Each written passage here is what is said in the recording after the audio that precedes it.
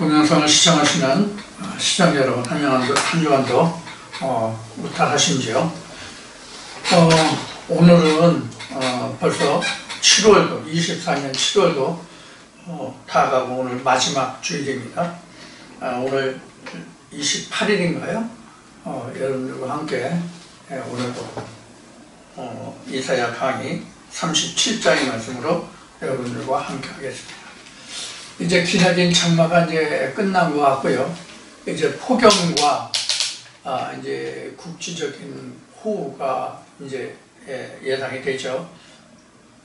이제 그 태풍 케미가 중국으로 이제 올라가고 대만으로 중국으로 올라가고 그 와중에 있는 한국은 태평양 고기압으로 인해 가지고 상당히 그 무더운 날씨가 그 예상된다고 그렇게 보도가 되고 있습니다. 여러분들 무더운 더위에 건강 유념하시고 건강한 여름을 날 수 있도록 여러분들 조심해 주시기 바랍니다. 자, 오늘도 그 날씨가 이제 덥기 때문에 아침 일찍부터 이제 주변 정리를 좀 하고 이제 한 2시간 반 정도 일하고 그러고 이제 아침을 먹고 지금 예배에 지금 임하고 있습니다. 아침부터 좀 땀을 흘리고 그랬더니 좀 몸이 좀 노곤하네요. 자, 그래도 오늘 달려갈 길은 달려가야 되죠. 자, 오늘 이사야 강의 이사야 37장 여러분들과 함께 하겠습니다.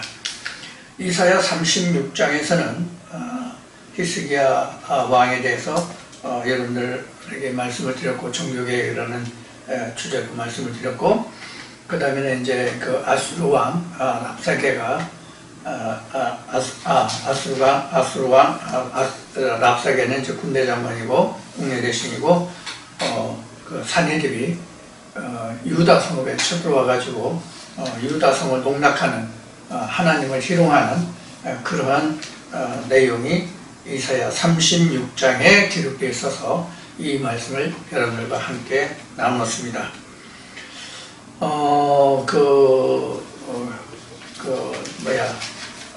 아수르 왕이 아수르 왕 산헤립이 유다를 침공하고, 유다를 침공한 게 사실은 그 주변 국가들을 다 정복시키고 그리고 나서 이제 마지막이 아수르 왕 산헤립의 마지막 정복지가 유다였어요. 마지막 정복지가 유다였는데 유다의 유력한 많은 성읍을 다 회파하고 마지막으로 예루살렘 성읍에 와서 자기 부하 국내 대신을 시켜서 그 랍사게 군장을 랍사게를 시켜서 하나님을 또 유다를 히스기야 왕을 모욕하고 결국은 이제 산헤립이 산헤립이 이제 죽음을 맞이하는 그런 기록이 바로 이사야 37장이 되겠습니다. 그러니까 이제 그 아수르 왕이 마지막으로 유다를 이제 전부 유다 유수한 성읍들을 함락시키고 마지막으로 예루살렘에 와서 국내 대신을 시켜서 그 하나님과 히스기야를 희롱하다가 결국은 그 하나님의 역사에 의해서 그 아수르 왕이 그 자기 아들의 손에 죽는 그런 내용의 기록이 바로 이사야 37장이 되겠습니다. 결국 이 성경의 기록대로 한다면 그 살아계신 하나님을 모욕하고 그래서 결국은 그 죄가로 그 아수르 왕이 자기 아들의 손에 죽음을 당하는 그런 이제 마지막 장면이 기록된 것이 37장에서 하는 얘기입니다. 자, 그래서 우리가 그 하나님을 섬기는 그 사람들, 특히 주의 종에 대해서는 어떠한 그 자기가 어떤 개인적인 감정이든 아니면 종교적인 그 감정이든 간에 그런 것이 있을 때 주의 종을 직접 또 하나님을 믿는 사람들을 직접 자기가 어떤 그 방법을 이용해서 치게 하려고 하지 말고 성경의 신약 성경에 그 기록된 대로 너는 원수 갚는 일을 내게 맡기라고 하나님이 말씀하셨죠. 그래서 자기 손으로 주의 종을 그것이 비록 그 율법이라 할지라도 또 유전에 의존하고 있다 할지라도 원수 갚는 것을 자기 손으로 자기가 그렇게 하려고 하지 말고 하나님께 의뢰하고 자기는 자기 나갈 바를 나가는 것이 좋습니다. 그래서 특히 우리는 그 주의 종들과 대적하는 대결하는 그러한 일을 금하여 주시기를 전에도 한 번은 아니고 뭐 한 몇 차례 있었던 것 같습니다. 그런 것을 여러분들 염두에 두시기를 바라면서 이사야 37장을 시작하겠습니다. 히스기야 왕이 듣고 그 옷을 찢고 굵은 배를 입고 여호와의 종으로 갔고 국내 대신 엘리야김과 서기관 셈나 제사장 중 어른들도 굵은 배를 입으니라. 왕이 그들을 아모스의 아들 선지자 이사야에게로 보내매 그들이 이사야에게 이르되 히스기야의 말씀에 오늘은 반란과 책벌과 능욕의 날이라. 아이를 낳으려 하나 해산할 힘이 없음 같도다. 당신의 하나님 여호와께서 랍사게의 말을 들으셨을 것이다. 그가 그 주 아수르 왕을 보내올랐고 사시는 하나님을 회방하였은즉 당신의 하나님 여호와께서 혹시 그 말에 견책하실까 하노라. 그런즉 바라건대 당신은 이 남아있는 자를 위하여 기도하라 하시더이다.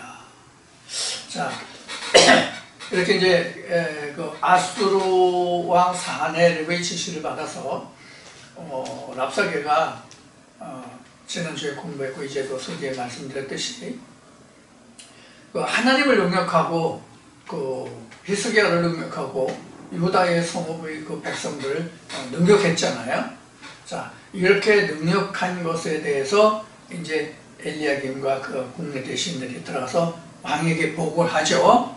그 있는 그들이 이렇게 얘기하더라. 그 얘기를 듣고 나서 히스기야 왕이 옷을 찢었다라고 돼 있고 국내 대신들도 그 굵은 배솔 입으라고 했고 이렇게 돼 있는데 여기서 옷을 찢었다는 것은 그 하나님을 능력하고 그 울분에 의해서 그 수모, 수치, 의심에 의해서 옷을 찢었다는 것이 되고 그 다음에 굵은 돛을 입었다는 것은 이것은 회개를 상징합니다. 여러분들 신약성경에서 예수도 내가 너희에게 이런 번과 능을 베스다와 그런 데서 내가 행하였다면 그 사람들이 이미 죄 앉아서 돛을 입고 회개하시리 이런 말씀이 나오죠. 그래서 굵은 돛은 회개를 말하는 거고 그 고운 세마포 아주 섬세하게 짠 그런 그 세마포 같은 이제 마의 300옷이지만 가는 고운 300옷은 이제 세마포라고 그러는데 그것은 이제 성도들의 행실로 나오죠. 굵은 배옷을 회개를 말합니다. 그래서 회개하면서 굵은 배옷을 입었다 회개를 하라 이렇게 하면서 사네립의 그 국내 대신 랍사게가 한 말들에 대해서 하나님이 들으셨고 하나님이 그들을 어떻게 처리하고 어떻게 대화하실지 처리하실지 아모스의 아들 이사야에게 하나님께 기도해서 그 응답을 좀 받아라 이제 이런 얘기했죠. 그래서 이제 히스기야 왕이 자기 대신들을 그 아모스 선지자에게 보내서 기도를 해달라. 그들의 말에 대해서 하나님이 어떻게 그들을 견책하실 것인지, 그들을 어떻게 책망하고 그들을 어떻게 벌하실 건지 이것을 좀 하나님께 기도해서 응답을 받고 그 응답을 내게 알려달라는 그런 내용이죠. 결국은 그렇게 이제 4절까지 말씀이 기록이 됩니다. 이제 여기서 우리가 한 가지 유념해 볼 것은 이제 그 히스기야 왕의 한 행동이에요. 이것은 이제 어느 것과 우리가 비교해 볼 수 있느냐면 이스라엘의 초대 왕이 초대 왕이 있었죠. 초대 왕이 이제 그 사울인데 사울이 이제 그 후에 이제 여러 가지 말이 많이 나고 사울도 그 이스라엘 선자 중에 하나냐 그런 기록이 있느냐 뭐 이렇게 이제 사울에 대해서 폄하하는 그런 이제 기록도 성경에 나오죠. 그러니까 사울이 이스라엘의 왕이긴 하지만 그는 선자 속에 들어가 있지 못하다 이제 그런 뜻이 되겠죠. 이것이 이제 영적으로 이제 하면은 이제 사울, 다윗, 솔로몬에서 이것을 이제 우리가 다시 음미해 볼 필요가 있겠지만은 여기서 이제 이것은 생략하고 자 사울 같은 경우에는 그 사무엘이 그 제사장의 그 제사에 예배에 제 시간이 오지 않으니까 사울이 자기가 제사장이 되어서 제사장의 역할을 했던 그런 기록이 나오죠. 역대기나 사무엘이나 이런 보면은 이제 그런 말씀이 나와요. 그래서 하나님께 버림을 받는 그런 것이 나오죠. 그런데 여기서 이제 그 히스기야는 자기가 왕이지만 또 하나님을 섬기는 자지만 자기가 왕으로서의 역할만 하고 제사에 관한 것은 또 하나님께 기도가 하나님께 나가는 그런 모든 예는 자기가 직접 하지 않고 제사장에게 하나님의 종 이사야에게 히스기야가 위탁하고 또 부탁하는 그러한 내용을 우리는 여기서 볼 수가 있습니다. 그러니까 이것을 우리가 이제 세상적인 용어로는 재정 분리라고 얘기하죠. 제사와 정치. 그래서 히스기야는 정치만을 하고 제사장들은 제사만을 하고 이렇게 제사와 정치가 분리되어 있는. 그러니까 하나님이 다스리는 신정국가라 할지라도 하나님이 직접 통치하시고 다스리는 그 신정국가라 할지라도 정치는 정치가 왕이 하고 제사에 관한 것은 하나님의 그 처리에 관한 것은 그 선지자들과 제사장들이 하는 이런 역할 분담이 온전하게 이루어져야 돼요. 이것이 이제 세상법으로 보면 이제 그 민주국가에서는 삼권 분립이라고 얘기하죠. 입법, 사법, 행정 이렇게 이제 삼권 분립이라고 얘기하는데 신정국가에서는 제사와 정치 이렇게 되죠. 제사와 정치. 그러니까 제사는 하나님의 선지자들과 하나님의 종에게 전적으로 위탁되어 있는 거예요. 그 나라의 통치자라 할지라도 신에게 나아가는 종교에 관한 것은 정치가들이 왈가왈부 할 수가 없어요. 이것을 우리가 명심해야 됩니다. 그것이 이제 지금 말씀드린 바와 같이 4절까지 기록되어 있고요. 그 다음 5절부터 보면 이와 같이 히스기야 왕의 신하들이 이사야에게 나아가매 이사야가 그들에게 그 히스기야 왕이 보낸 그 종들에게 국내 대신들에게 이르기를 너희는 너희 주에게 즉 히스기야에게 이렇게 가서 알려라 구하라. 여호와께서 말씀하시되 너희 들은 바 아수르 왕의 종들이 나를 능욕한 말을 인하여 두려워 말라. 그러니까 그 랍사게가 아무리 아수르 왕 사네립이 이렇다 저렇다 한 말을 들었는데 그 말에 대해서 전혀 신경 쓰지 말라 그런 얘기죠. 전혀 신경 쓰지 말라, 두려워하지 말라, 능욕한 말을 인하여 전혀 두려워하지 말라 이렇게 이야기하죠. 보라 내가 신을 그 속에 두리니 그가 풍성을 듣고 그 고토로 돌아갈 것이며 또 내가 그를 고토에서 칼에 죽게 하리라 하셨느니라 이렇게.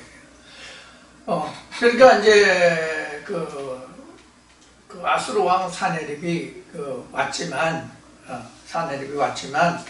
풍성을 듣고 그가 살 한바탕도 쏘지 못하고 그가 다시 돌아가는데 철군하는데 철군에서 그가 편안히 살지 못하고 칼에 죽으리라. 이렇게 이제 그 히스기야가 이미 답을 준 거예요. 그러니까 히스기야는 이미 아수르가 어떠한 그 형편에 처할 것이라는 걸 이미 알고 있는 거죠. 그러니까 하나님이 들으시고 그에 대해서 어떻게 보복하시고 보응하시고 보수하실 것을 이미 히스기야 왕이 이사야에게 기도해서 그 답을 응답을 좀 내게 알려달라고 말했지만 이미 이사야는 그 답을 듣고 있는 거예요. 알고 있는 거예요. 그래서 이렇게 해달라고 왕이 부탁하더라는 이야기를 듣고 지금 국내 대신들에게 이미 그 답을 지금 말해주고 있잖아요. 그래서 이미 답을 알고 있는 거예요. 그 답이 뭐냐면 그 아수르 왕의 마음속에 신을 불어넣는다. 거기 보면 신을 그의 속에 두리니 그가 풍성을 듣고 그러니까 그 신에 의해서 그 마음속에 그 아수르 왕의 마음속에 들어간 그 신이 풍성을 들으리라는 얘기잖아요. 그러니까 사람으로서 듣는 게 아니라 아수르 왕의 마음속에 둔 하나님이 아수르 왕의 마음속에 둔 신이 풍성을 듣고 그런 얘기란 말이에요.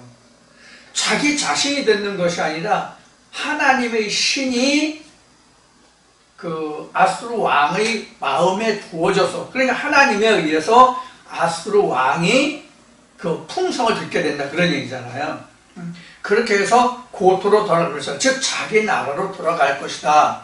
그러니까 돌아가면은 거기서 자기가 안전하게 자기 신상을 지키는 것이 아니라 오히려 고토로 돌아가서 그가 칼에 맞아 죽을 것이다. 이렇게 얘기했어요. 그러니까 너는 아수르 왕이 보내서 말하게 한 랍사게의 그 말에 대해서 전혀 신경 쓰지 말라. 이렇게 그는 돌아갈 것이고 죽을 것이다.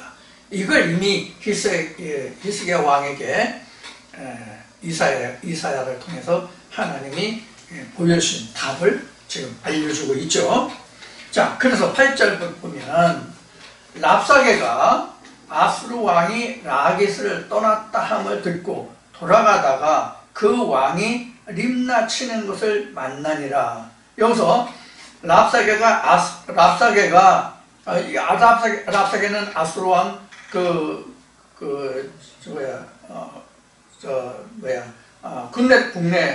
군대 장관이죠. 그래서 랍사게가 아수르 왕이 라기스를 떠났다. 이 라기스가 어디냐면 지금 그 아수르 왕이 그 진치고 있는데 유다를 정복하기 위해서 그 라기스의 치중을 두고 있는 거예요. 치중이라는 것은 뭐냐면 군대 보급 물자와 그 군대들이 주둔하고 있는 것을 치중이라고 그래요. 이게 무슨 한문이기 때문에 우리는 그 새로운 한글 보니까 아마 주둔 지역, 주둔하고 있는 머물고 있는 군 부대가 머물고 있는 막 이렇게 번역되지 않았을까 싶은데요. 그 치중이 있는 거예요. 그러니까 왕이 그 자리에 있는 거예요. 왕이 지금 라기스에 있는데 라기스를 떠났다는 얘기를 군대 장관 지금 라기스가 들은 거예요. 들은 거예요. 그래서 돌아가다 그 왕이 림나 치는 것을 만나니라. 그래서 림나도 이제 그 어느 성읍이죠. 그래서 돌아가다가 그 왕이 림나 치는 것을 만나니라. 그래서 림나가 전투 중에 있는 것을 지금 아수르 왕이 거기서 이렇게 맞닥뜨렸다 이제 그런 얘기죠. 그때에 아수르 왕이 구스 왕 디르하가의 일에 대하여 들은즉 이르기를 그가 나와서 왕과 싸우려 한다 하는지라 이 말을 듣고 사자들을 히스기야에게 보내며 가로되 너희는 유다 왕 히스기야에게 이같이 고하여 이르기를 너는 너의 의리하는 하나님이 예루살렘이 아수르 왕의 손에서 넘어가지 아니라 하는 말에 속지 말라. 그러니까 지금 랍사게가 자기가 지금 라기스에서 지금 회군하는 거잖아요. 돌아가는 거잖아요. 돌아가면서 림나의 전투 벌어지는 것을 보면서 오히려 자기가 두려우니까 지금 히스기야 왕에게 야 이만저만해서 너희가 하나님이 너희를 구원할 것이라는 그 말을 믿지 마라. 그러니까 경거망동하지 마라. 이렇게 오히려 지금 자기를 위해서 거짓 선전이지 그러니까요. 이렇게 거짓 선전을 해서 지금 예루살렘 그 히스기야에게 지금 전하는 거죠. 그러니까 너 경거망동하지 말고 내가 지금 그 회군을 하고 있는데 너 나를 추격하지 마. 나를 추격하지 마. 너 추격하는 날에 너 안전에 그 지장이 있어 보장 못해. 이제 이런 의미가 여기 들어있는 거예요. 그래서 11절 본 아수르 왕들이 모든 나라에 어떤 일을 행하였으며 그것을 어떻게 멸절시켰는지 내가 들었으리니 내가 건짐을 얻겠느냐? 나의 열조가 멸하신 열방 고산과 하란과 레셋과 및 들라살에 거하는 에덴 자손을 그 나라 신들이 건졌더냐? 하맛 왕과 아르밧 왕과 스발 와인성의 왕과 헤나 왕과 이와 왕이 어디 있느냐 하라 하였더라. 이렇게 이제 많은 성읍들을 자기가 멸절시켰는데 신들이 그 아수르 왕을 대적해서 이기지 못했다는 얘기죠. 그런 것을 이제 강조하면서 지금 히스기야가 경거망동하지 않도록, 그러니까 히스기야가 자기를 추적하지 않도록, 앞에 말씀드린 것이 추적하지 않도록 이미 지금 이게 선전선동술이죠. 그러니까 미리 그 적에 관해서 어떤 그 사기가 떨어지면 전투를 하는 데 있어서 막대한 시장을 초래하잖아요. 이 그 개인과 개인 간에도 그 친구들 간에 또는 어떤 그 사업이라든가 또는 개인적인 다툼에서도 자기가 상대방에 대해서 어떤 그 압박감과 내가 저만 못하다는 사기가 떨어지면, 그러니까 사기가 떨어지면 상대방을 이길 수 없는 것이거든요. 내가 상대를 제압할 수 있다는, 상대를 이길 수 있다는 자신감이 있을 때에 내가 상대방과 싸워서 이길 수 있거나 그래도 최소한도 비등한 대적을 할 수 있는 것이지, 상대방에서 내가 이미 기세가 꺾이면 상대방을 못 이겨요. 이제 이런 것을 우리가 살아오면서 개인적으로 많이 느끼잖아요.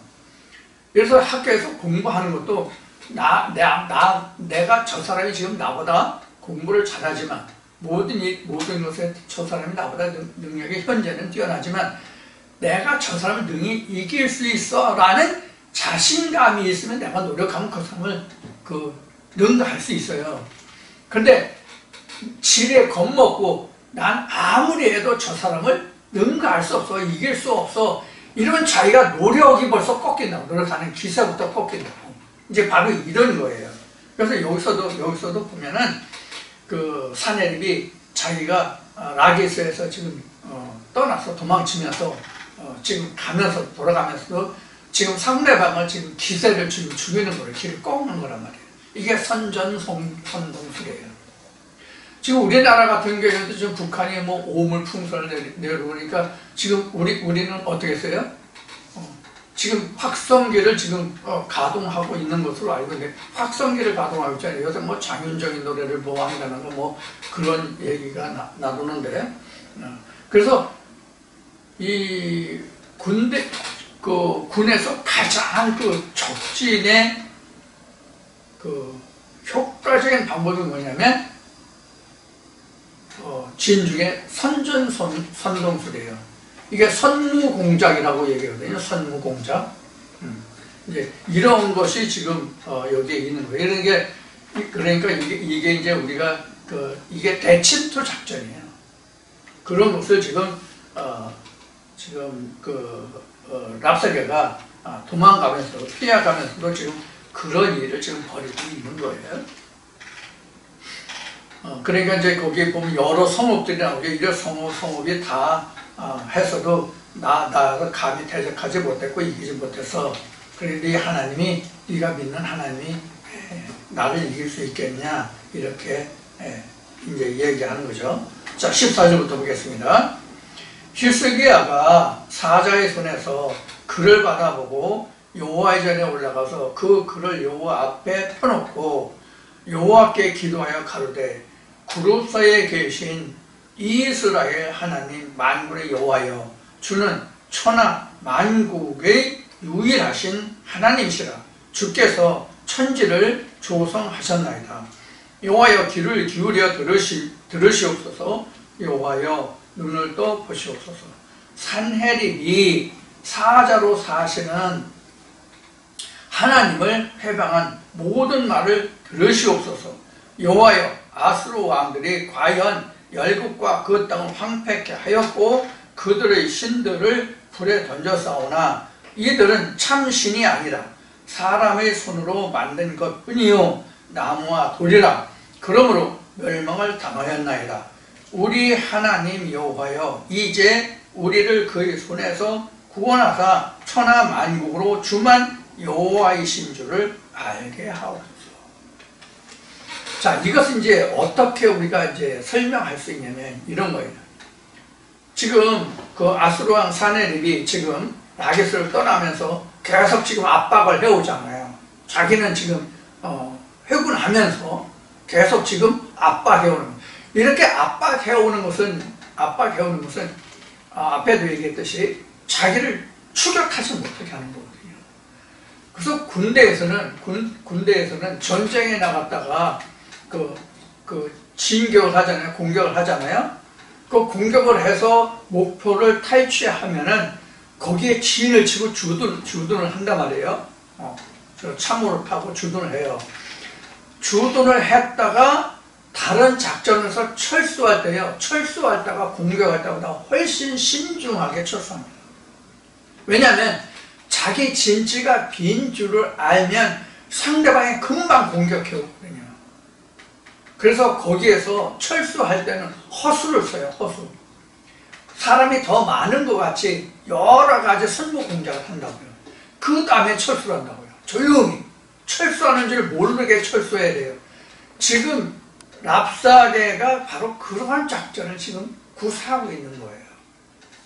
자, 그런데 지금 히스기야 왕이 이런 내용을 지금 알고 있단 말이에요. 지금 편지를 받았다고 돼 있잖아요. 여기 히스기야가 그 사자의 손에 글을 받아 이게 소식을 들어간 거예요. 지금 랍사게가 지금 라게스를 떠나고 있다고 회군하고 있다는 것을 받은 거예요. 그 내용을 받은 그 글을 보고 그러니까 내용을죠. 그 회군하고 있는 그 내용을 보고 지금 랍사게가 한 말에 대해서 지금 히스기야 왕의 중심이 뭐냐 하는 것이 지금 여기에 드러나 있어요. 그들의 신이 하나님의 신이 아니라 사람이 만든 조각품이었기 때문에 그들이 망했지, 우리는 하나님을 믿기 때문에 우리는 절대로 그들을 우리가 이길 수 있고 그들에게 먹히지 않는다는 것을 지금 여기에 상고하고 있어요. 이게 지금 히스기야 왕이 하나님께 기도하는 바예요. 우리는 사람의 손으로 지어진 그런 신이 아니라 스스로 계신 하나님의 신을 믿고 있다는 자신감을 지금 피력하고 있는 거라고, 히스기야 왕이. 자, 여기서 우리가 지난 그 36장 때 히스기야 왕이 그 유다 왕 중에 성군이다 하는 이야기를 했는데, 왜 성군이냐면 종교 개혁을 했기 때문에 성군이다 이런 얘기를 했어요. 그래서 그 모든 산당과 제단을 헐어버린 거거든요. 예루살렘 성만 빼고는. 하나님 법궤가 있는 곳이 예루살렘이란 말이에요. 하나님이 계신 곳이란 말이에요. 그 다른 곳에는 아무것도 없단 말이에요. 다른 곳에는 하나님이 없다고. 그래서 우리가 하나님이 계신 것과 예배하는 것은 다르다고. 이것을 우리가 생각을 잘 하고 있는지 모르겠어요. 생각을 하고 있는지 모르겠어요. 예루살렘이라는 말은 평화의 터전이라는 말이지만은 그 말이 성립하는 이유는 하나님이 계시기 때문에 평화의 터전이라는 얘기거든요. 그럼 하나님이 계시다는 것은 뭐가 하나님이에요? 법궤 돌판이 하나님이거든요. 돌판이 있는 곳이 예루살렘이에요. 돌판이 없으면 예루살렘이 안 돼요. 돌판이 없으면 예루살렘이 안 된다고. 그러면 자, 우리는 이 돌판이요, 성경에서 보면 돌판이 모세만 받았잖아요. 돌판 받으면 모세만 받았잖아요. 자, 우리가 여기서 다시 한번 출애굽을 상고해 보면 모세가 하나님의 십계명 3번 받았다고, 3차례에 걸쳐서 받았다고 이미 말씀드린 바 있어요. 출애굽기 20장에 이미 하나님이 모세에게 언어로, 말로 모세에게 십계명을 다 말씀하십니다. 그러면 모세는 귀로 들었어도 다른 사람이 그것을 알아요, 몰라요? 모르잖아요. 근거가 없잖아요. 근거가 없다고. 말로만 들었기 때문에 근거가 없어요. 그런데 출애굽기 31장에서 34장까지 가면은 모세가 돌판에 그 하나님의 십계명을 기록하는 장면들이 나오잖아요. 출애굽기 20장에서는 하나님과 모세의 구두적인 언어적으로만 십계명을 받아요. 이거 하나님이 말씀하셨다라고 해요. 근거가 없잖아요. 그래서 하나님이 모세에게 시내산에 오르라고 그런다. 시내산에 올라가서 40일 기도한 다음에 모세에게 하나님이 돌판에 하나님이 십계명을 기록해 주시잖아요. 그걸 가지고 내려왔는데, 여호수아와 함께 내려왔는데, 내려가다 보니까 이스라엘 백성이 어떻게 했어요? 금송아지를 섬겼죠. 그래서 깨졌죠. 그래서 이스라엘 백성이 무수히 많이 죽죠. 그로 인해서 돌판 깬 그 금송아지를 불살라서 그 죄를 마시게 하고, 그 다음에 하나님이 다시 시내산에 올라오라 그랬잖아요. 그때는 어떻게 하나님이 모세에게 말씀하셨어요? 돌판 2개를 만들어와. 청법과 똑같이 돌판 2개를 만들어와 이랬죠. 그래서 그 두 번째 그 돌판은, 십계명은, 돌판은 모세의 것이고 말씀만 하나님의 것이죠. 이 과정을 우리가 필요하다. 이 과정을 우리가 필요하다. 그러니까 두 번째 돌판까지는, 두 번째 십계명까지는 다 깨져야 된단 말이에요. 마지막 한 번 남은 신비에 새겨진 십계명이 있어야 된다고요. 그 신비에 새겨진 십계명이 여호와 하나님 그 자체가 예루살렘이 되는 거예요. 그 자체만. 그럼 이것을 표면적으로 보면 누가 그 말씀의 원소유자냐 하는 것이며, 물론 원소유자는 하나님이죠. 물론 영원부터 영원까지 말씀의 원소유자는 하나님이에요. 근데 하나님은 요한복음 4장에서 예수가 말했듯이 하나님은 뼈와 살이 없잖아요. 영이잖아요. 그럼 하나님이 말씀하시기 위해서는 요한복음 1장에 말씀이 육신을 입어야 되잖아요. 말씀의 육신을 누가 입었냐? 여기가 이제 그 예루살렘 돌판이 된단 말이에요. 돌비가. 이런 관계가 정립이 돼야만 하나님의 질서가, 교회라는 하나님의 질서가 예루살렘이라는 것이 유지되는 거예요.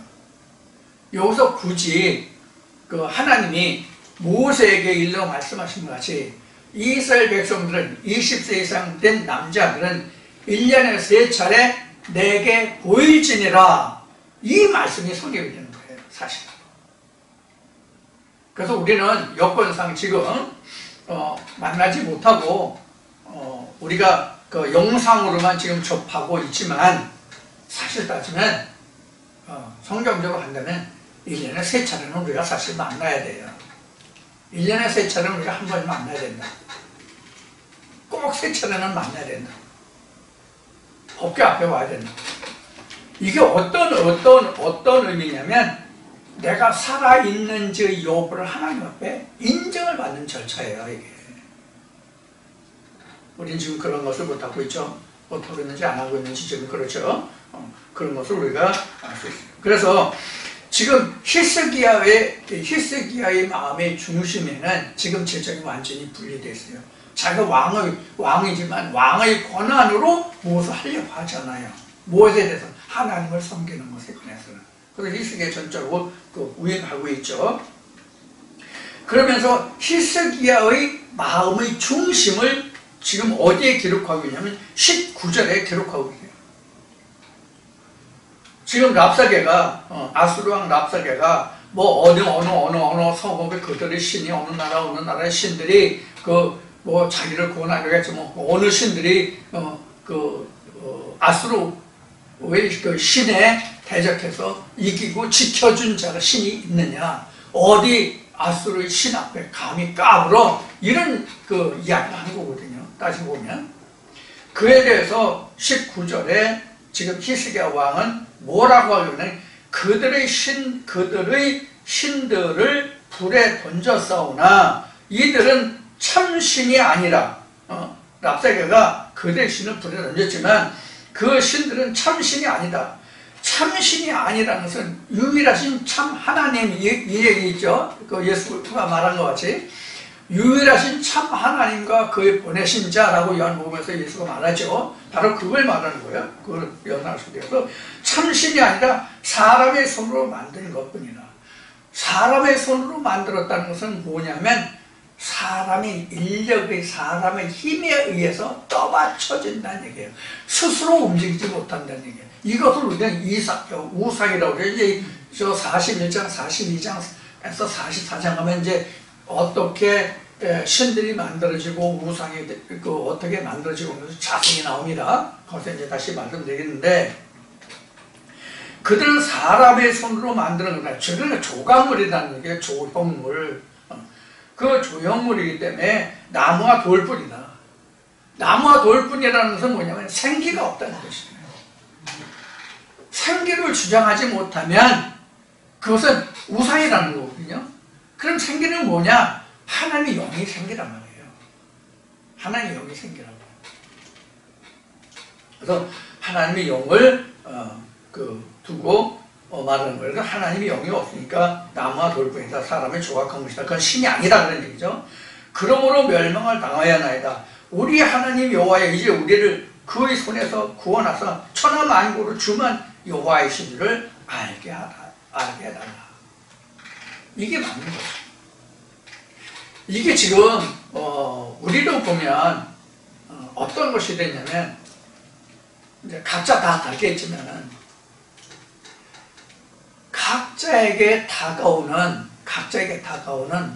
지금 아수르 왕이 다 달라요. 각자에게 남아있는, 각자에게 다가오는 아수르 왕이 다 다르다고.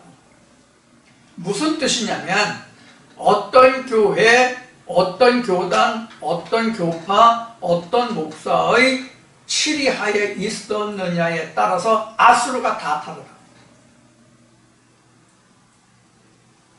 강력하게 이 말씀과 대치되는 그 어떤 말씀과 말씀들이 있다, 그런 얘기예요. 그러면 그 모든 말씀들이 지금 듣고 있는 이 말씀과 대적되는 가장 큰 그 대적이 아수르라고 생각하면 돼요. 그 말씀들과 내가 싸워 이겨야 되거든. 그러면 나는 히스기야 왕의 입장에 있는 거고, 그 대적되는 그 말씀은 아수르의 입장에 있는 거거든. 그러면 지금 각자가 히스기야가 돼 있고, 각자가 그 대적하는 그 말씀이 아수르가 되어 있으면 이 둘의 말씀을 놓고 나는 하나님께 기도해서 그들을 다 치리할 수 있도록, 대적할 수 있도록 하나님의 종에게 난 물어야 되거든. 이런 뜻이 여기에 지금 들어있단 말이에요. 지금 이 이야기를 하는 것은 전에도 여러 번 얘기했지만 지금 성경 전체가 다 역사잖아요. 우리가 신약이라고 하는 요한계시록조차도 1900년 전에 기록된 거잖아요. 그럼 1900년 전에 우리가 있었냐고? 없었잖아요. 우리가 1900년을 놓고 보면 우리가 인간이 100살까지 산다고 해도 1900년을 살려면 19배가 되잖아요. 1900년이면. 내가 1900년을 거슬러 올라가서 그 이 시대를 살아낼 수가 있냐고. 요한계시록을. 안 되잖아요. 그러면 그 말씀들이 지금 오늘 우리가 현재 있어서 이것을 1900년 전의 것을 본다면 제일 가까운 것이 지금 1900년 전이니까 신학상으로 기록하기를 요한계시록이 AD 100년경에 70년에서 80년에서 뭐 이렇게 기록했다고 하니까 100년이라고 치면 1900년이잖아. 가장 최근에 기록되어 있다고 하는 성경조차도 1900년 전의 것이라고. 그럼 1900년 전의 것이면 내가 100년을 산다 그래도 19배의 그 과거잖아. 그럼 그것은 현재의 역사가 아니란 말이야. 현재의 기록이 아니라고. 어떤 의미를 말씀드리냐면 이것은 역사이기 때문에, 그렇게 되면 역사이기 때문에 역사는 죽은 것이지 산 것이 아니다라고 말씀을 드렸잖아요. 그동안 많이. 그런 의미에서 말씀드린 거예요. 그럼 우리는 하나님이 살아계신 하나님이에요? 죽은 하나님이에요? 살아계신 하나님이라고 그러잖아요. 그래서 성경은 오늘이라고 하는 거예요. 그래서 성경은 오늘이라고 하는 거거든요. 그럼 성경 지금 이사야 이것이 지금 오늘 얘기예요? 아니잖아요. 지금 방금 말씀드린 바와 같이 가장 늦게 써졌다고 하는 기록됐다고는 요한계시록도 1900년 전에 오신데, 그러면 이사야는 2000년도 넘었잖아. 신약이 1900년이면 최소한도 말라기에서 요한이 오기까지 400년. 그것만 해도 얼마예요? 2300년이잖아. 그럼 최소한도 이게 3000년 이상 된 역사라고. 그럼 우리가 역사를 왜 공부하느냐, 왜 들어야 되느냐, 왜 봐야 되느냐라는 물음표가 나온다는 얘기예요. 근데 성경은 하나님은 뭐다? 오늘이라고 말씀하십니다. 그러니까 지금 이거를 오늘로 봐야 된다. 그럼 오늘로 보면 이게 아수르는 뭐고 히스기야는 누구고 이게 나와야 된다는 얘기죠. 그래야 이 말씀이 오늘이라는 것에 대입되잖아요. 그래야 내가 지금 이 말씀을 보고 어떻게 해야 된다 하는 기록이 나오고 할 일이 나옵니다. 그래서 말씀드린 것이 뭐예요? 지금 이 말씀을 듣는 것이 지금 히스기야가 듣는 거예요. 히스기야가 듣고 지금까지 걸어온 역사가 있잖아. 신앙생활을 해온 역사가 있잖아. 그럼 전에는 어떻게 들었는데 지금은 이렇다. 그럼 두 말씀의 진위가 참과 거짓이 드러나야 되잖아요. 이게 종교개혁이란 말이에요. 이게 종교개혁이라고. 그래서 내가 히스기야 입장에서 내가 하나님의 종이 누군지를 찾아서 그에게 항상 묻고 내가 그 답을 얻어야 된다는 얘기예요. 이게 지금 그 기록이잖아요. 자, 이 정도 말씀드리면 여러분들이 충분히 이해하셨을 거라고 보고 더 이상 말씀을 안 드리겠습니다. 그래서 앞에 얘기했듯이 이스라엘 백성들에게 하나님이 말씀하실 때 그 3대 절기를 말씀하시면서 삼대 절개 그동안 여러 번 얘기했으니까 여러분 3대 절개 저는 잘 모르지만 여러분들 꼭 기억하시고 3대 절개를 무엇인지 좀 아셔도 좋고 몰라도 관계는 없지만 그래서 1년에 3차례는 그 여호와에게 보일지니라 이런 말씀을 말씀을 드렸는데 여호와께 보인다는 게 당시에는 이제 예루살렘 하나님 법궤 앞에 갔잖아요. 이 법궤 앞에 간 것은 나를 하나의 말씀에 나를 거울로 살펴보는 거예요. 나를 하나님 앞에 하나님의 말씀에 거울 앞에 살펴보는 거예요. 내가 진짜로 하나님의 모습으로 지금 드러나고 있는지 이게 1년에 3차례씩 나를 내게 보일지니라 얘기해요.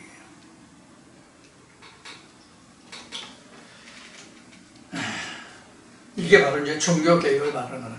종교개혁은 우리가 그 신학에서 말하듯 교계에서 말하듯 교회가 변화되는 게 종교개혁이 아니에요. 교회 변화돼도 안 변화돼도 관계없어요. 내가 종교개혁이 되면 돼요. 내가 각자가 종교개혁이 되면 돼요. 그게 중요한 거예요. 각자가 다 종교개혁이 되면 교회가 바로 세워지는 거예요. 이게 예수가 말한 그 40여 년을 거쳐서 지은 아름다운 성전을 허물어버리다 내가 사흘 만에 짓겠다. 이 3일 만에 세워진 성전이 어떤지 그 여부를 확인해보는 게 1년에 3차례라 그런 얘기예요. 그게 종교개혁이다 그런 얘기입니다. 자, 이 정도 말씀드리고 그 다음 보겠습니다.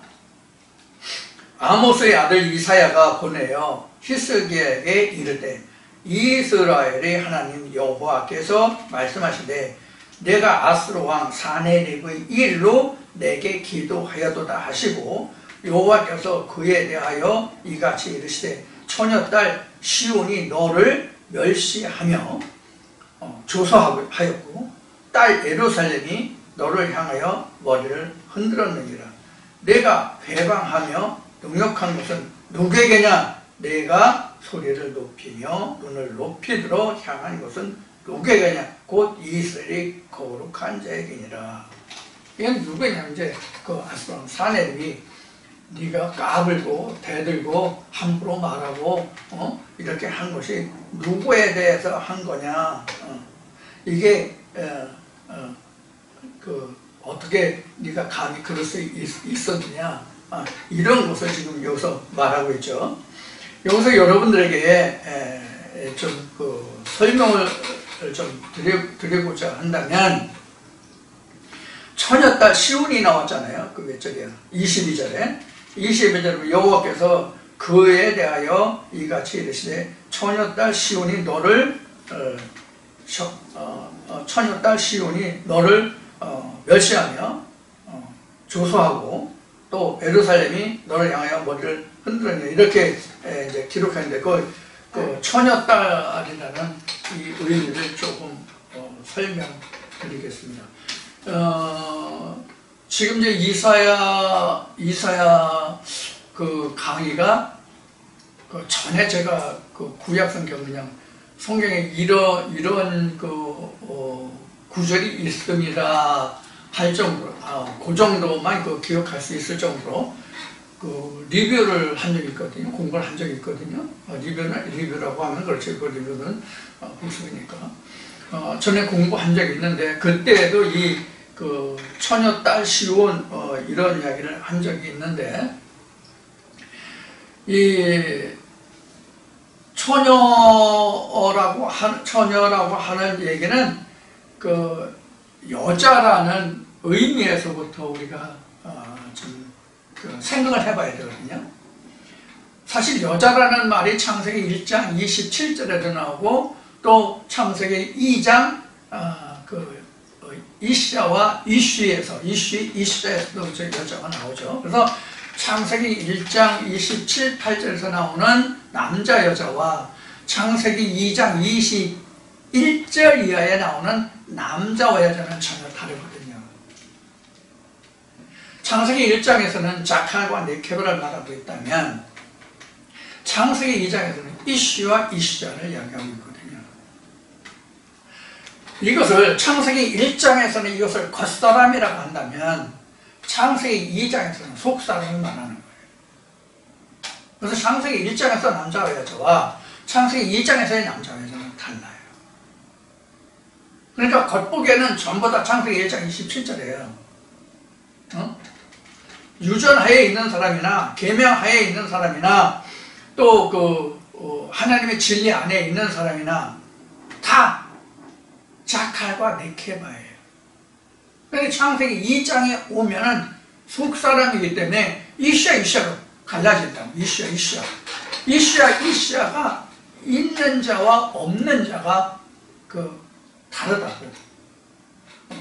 그래서 여자라는 그 개념을 사도 바울이 갈라디아 4장에 잘 설명해 놓고 있다, 증거해 놓고 있다라는 말씀을 여러 번 드렸어요. 그래서 이 처녀라는 것은 어떤 뜻이냐면 아직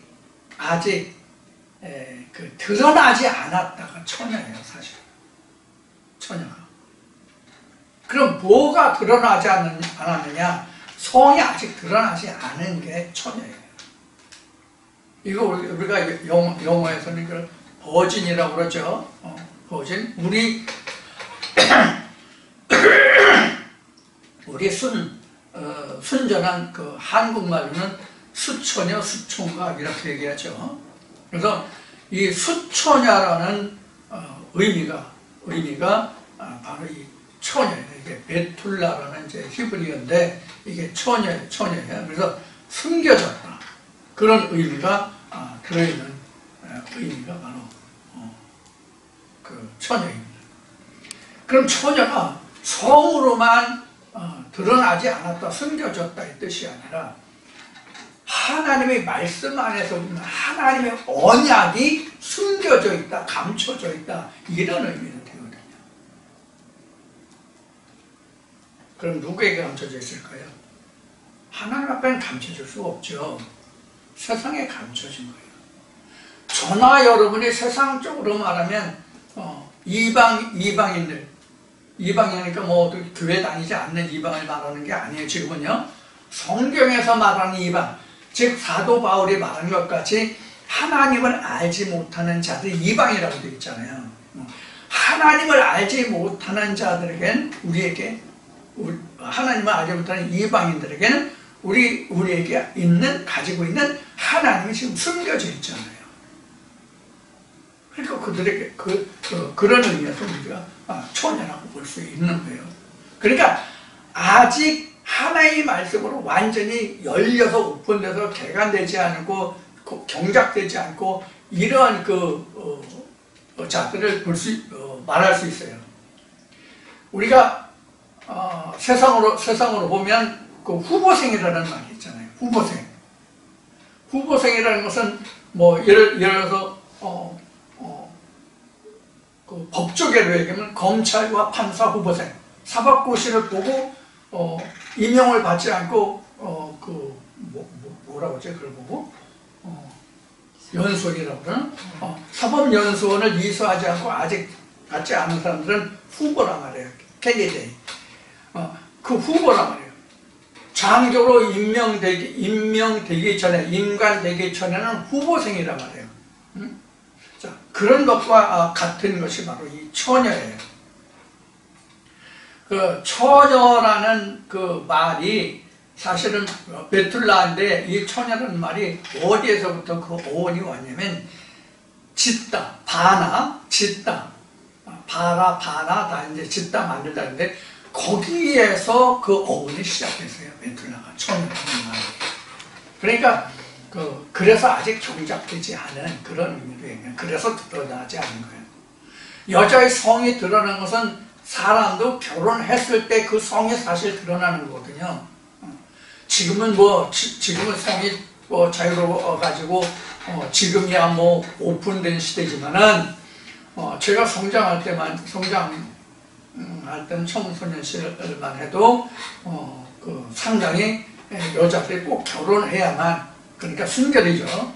결혼해야만 성이 오픈되는 것으로 드러나는 것으로 이제 알고 있었지만 지금이야 뭐 이미 뭐 세상이 하도 이상해졌는지 뭐 이게 정상인지 모르겠지만은 지금이야 뭐 이미 다 뭐 공개적으로 드러난 상태죠. 이런 것을 우리가 여기서 설명할 수 있는 부분이에요. 참고로 말씀드립니다. 그래서 성경 처녀, 딸, 뭐 이런 단어가 나오면 하나님께 숨겨진 백성이다 이런 의미로 생각하시면 됩니다. 그래서 여기서 처녀라는 말에 대해서 좀 설명을 드렸습니다. 모든 남녀의 성별이라든가 그런 것을 여러분들에게 말씀드리고자 해서 처녀를 말씀드리는 것이 아니라 그런 얘기를 좀 언급을 했지만 그런 것을 말씀드리고자 함이 아니라 하나님 앞에 어떠한 상태로 있는 사람들이 처녀다 하는 것을 지금 설명드리고자 했던 거예요. 참고로 보시면 되겠습니다. 알아두시면 되겠습니다. 자, 그래서 23절까지 지금 설명드리고 있는데요. 23절, 내가 회방하며 능욕한 것은 누구에게냐? 내가 그 소리를 높이며 눈을 높이 들어 향한 것은 누구에게냐? 곧 이스라엘의 거룩한 자에게라.